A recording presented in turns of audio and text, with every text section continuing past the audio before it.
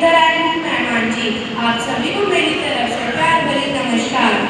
आज का मेरे बोलने का विषय है श्री कृष्ण जी के बारे में। श्री कृष्ण जी का जन्म मथुरा में कंस के जेल में हुआ था। उनकी माता का नाम देवकी जी और उनके पिताजी का नाम वासुदेव जी था।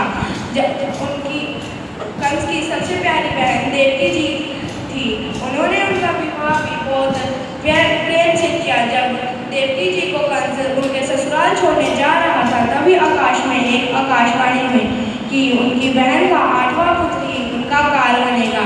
ये सुन के कंस बहुत ज़्यादा घबरा गया और उसने अपनी बहन और जीजे को उसके काल कोठरी में बंद कर दिया और उनके पहले 7 पुत्रों को उन्होंने मार दिया।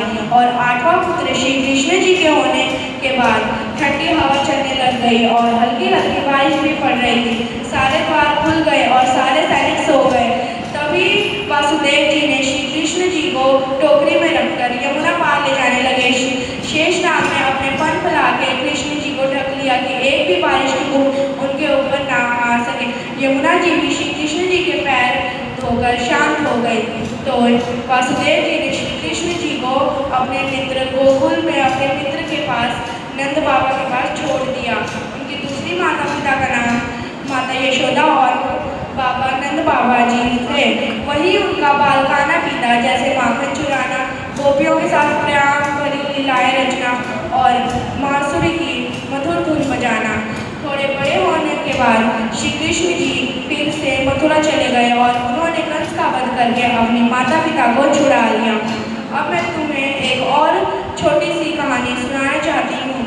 एक दिन श्री कृष्ण जी अपने सुदर्शन चक्र को घुमा रहे थे।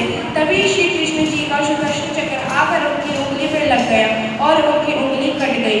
तो द्रौपदी जी ने ये देखकर अपनी साड़ी का थोड़ा सा टुकड़ा फाड़ के श्री कृष्ण जी के कटे हुए हाथ पर लगा दिया। तो श्री कृष्ण जी ने द्रौपदी जी को वचन दिया कि वो इस साड़ी का एक एक कतरे से उनकी सहायता करेंगे। तो जब पांडव और कौरव जुआ खेल रहे थे, तभी पांडव हार गए और कौरव जीत गए।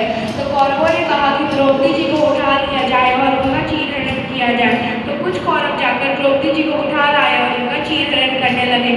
तब द्रौपदी जी ने अपने पतियों को बुलाया, लेकिन कोई नहीं आया। जब उन्होंने वहाँ बैठे साधु संतों को बुलाया, लेकिन वो भी नहीं आए। जब द्रौपदी जी ने बस इतना कहा कि कृष्णा आओ मुझे बचाओ, तभी दीवार में अदृश्य रूप में कृष्ण जी प्रकट हुए और उन्होंने साड़ी का टुकड़ा अपने हाथ से खोलने लगे।